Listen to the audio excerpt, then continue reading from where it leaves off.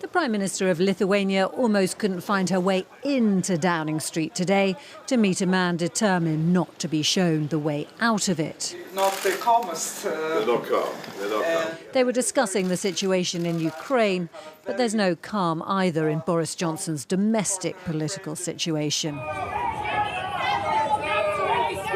Number 10 saying today the Prime Minister will not be apologising after Keir Starmer was harassed on the street. What about Jimmy Savile? What about Jimmy Savile? Protesters shouting the name of the serial sex offender the Prime Minister had falsely claimed Keir Starmer had failed to prosecute.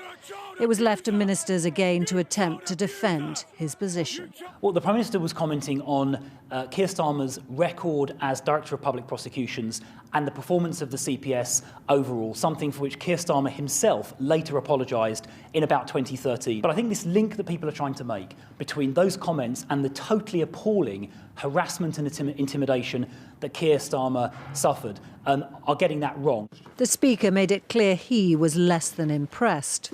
These sorts of comments only inflame opinions and generate disregard for the House, and it is not acceptable. Our words have consequences. Some in the Prime Minister's divided party are also deeply unhappy.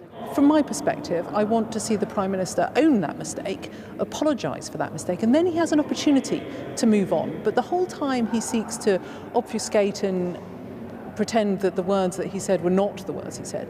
We're in a very desperate situation where we have a Prime Minister who people simply don't have trust in.